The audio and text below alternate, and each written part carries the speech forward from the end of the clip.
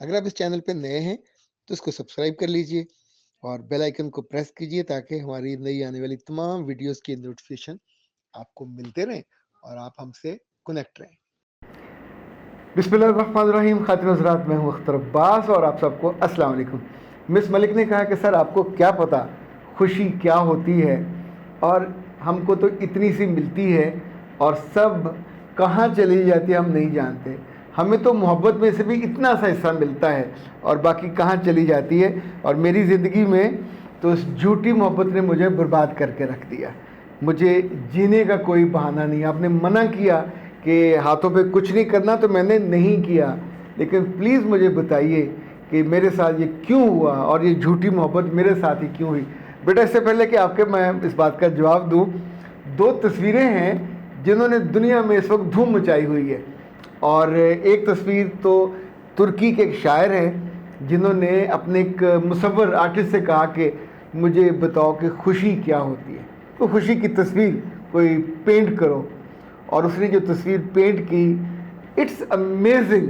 यानी आप सोचें कि एक कमरे का घर है जिसमें मियाँ बीवी, एक बेड है और बेड भी टूटा हुआ, उसकी एक जो टांग है वो नहीं है, वहाँ दो ईंटें रखी हुई हैं और तीन बच्चों के सर एक साइड पे हैं और मियाँ बीवी इस साइड पे हैं, बीच में उनके दो बच्चे हैं और एक बच्चा मियाँ की इस बाजू पे, और वो सो रहे हैं इस आलम में कि छत टपक रही है और मियाँ ने अपने और अपने बच्चे और बीवी के ऊपर छतरी कहीं तकिए के नीचे फंसाई हुई है और बिल्कुल सरहाने के साथ बिल्ली जो है वो सोई हुई है और तीन बच्चों और मियाँ बीवी के दरमियान में लहाफ के ऊपर जो उनका डॉगी है वो सोया हुआ है। ये देखिए तस्वीर ज़रा। अच्छा, आप सोचिए कि ये जो इत्मीनान है उस टप टप के बावजूद, छोटे से घर में, छोटे से बेड पे, उस टूटी हुई जगह पे। अब आप पूछते हैं खुशी कहाँ से आती है? खुशी यहाँ से फूटती है और खुशी आपको सबको निहाल कर देती है। वो औरत जो साथ सोई हुई है, बहुत मुमकिन था, आपका चेहरा देखें ज़रा, मुस्कुराता हुआ, ज़रा क्लोज करें तो उसके चेहरे पे स्माइल है, मियाँ के चेहरे पे भी स्माइल है। कल मैं जब सुबह उठा तो मेरी बेटी ने कहा कि हमारी जो सफ़ेद कैट है उसके दो बच्चे बिल्कुल वाइट हैं, यानी बर्फ़ जैसे, और एक वो बिल्कुल ब्लैक है, उसे तो हम बंटी कहते हैं। तो जो सफ़ेद हैं वो इतने चीते हैं, एक मेरे साथ सोया हुआ था, एक जाके बेटी के साथ सोया, वो जो फीमेल थी उधर जाके सोई हुई थी, और बीच बीच में वो उठ के मेरी अहलिया के हाथ पे जाके अपना चेहरा लगाती और फिर जाके वहाँ सो, यानी वो जब भी उनकी रात को आँख खुली तो शी वॉज देयर। ये क्या है?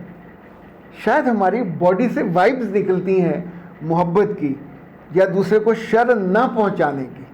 कभी तजर्बा करके देख लें, जब जब ज़िंदगी में आपके लफ्ज़ों से, आपकी आँखों से, आपके कहने से, आपके बोलने से वो वाइब्स ना निकलें जो दूसरों को दुख देती हैं, तो खुशी आपका पूरा चेहरा, आपका पूरा दिल और आपकी पूरी रूह सरशार कर देती है।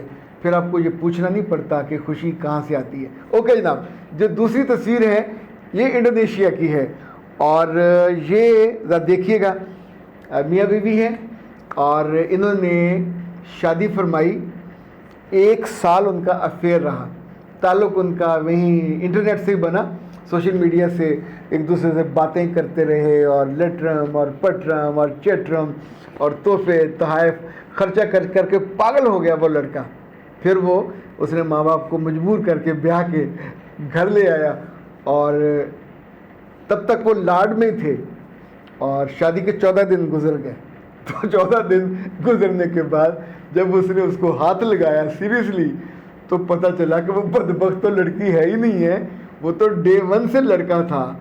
और आप सोचिए कि इस वक्त उसकी हालत क्या होगी। ये जो धोखा, आपने तो कहा मेरे साथ छोटा सा धोखा हुआ, मेरे बच्चे, इस वक्त उन दोनों की तस्वीर पूरी दुनिया में तमाशा बनी हुई है, फैली हुई है।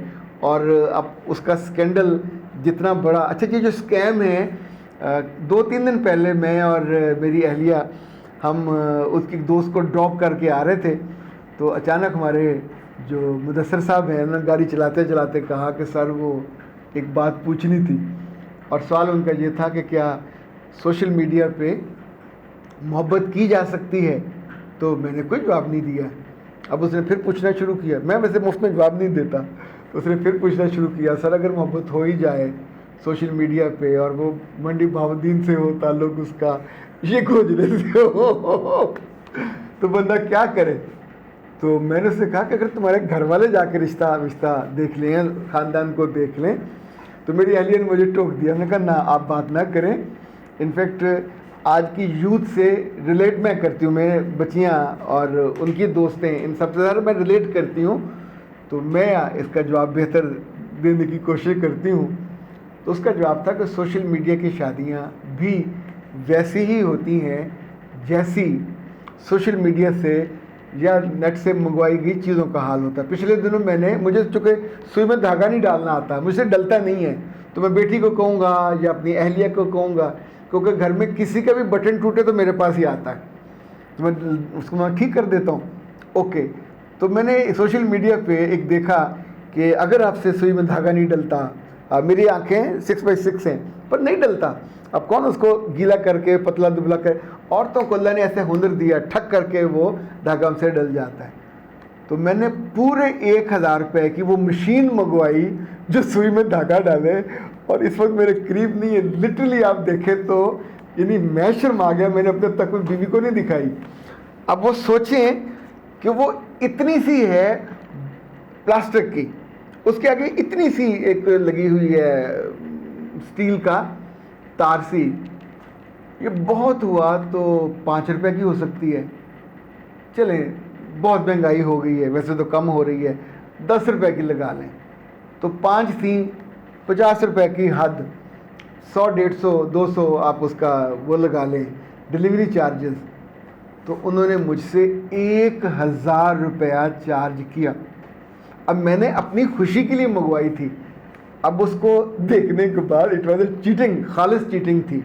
और मैंने फिर किसी से जिक्र भी नहीं किया, आराम से वो जो सुई धागे वाला हमारा डिब्बा है, मुझे याद है हमारे एक दोस्त बहुत पहले मुल्तान से वो 2-3 किलो का लाए थे सोन हलवा, तो हमने हलवा शलवा तो खा लिया, तो फिर डिब्बों में यानी ये डिब्बा जो है उस पर हमने सुई धागे डाले हुए हैं, एक और डिब्बा है उसमें हमने कीलें डाली हुई हैं, एक और डिब्बा, इसी तौर पे उन डिब्बों में हम चीज़ें महफूज रखते हैं, जब ज़रूरत पड़ती है मिल जाती है।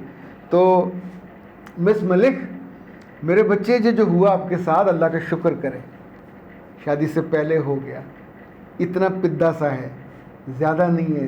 दुख को कभी दिल का वो नहीं बनाते, वरना ये दिल का वरम बनने के बाद आपकी पूरी ज़िंदगी की जो रही सही खुशी होती है वो भी चूस के ले जाती।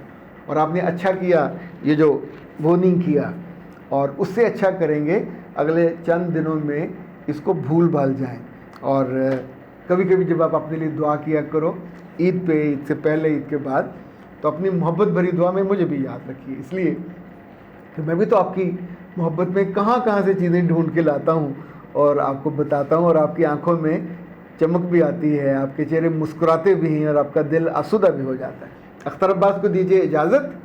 अस्सलाम वालेकुम।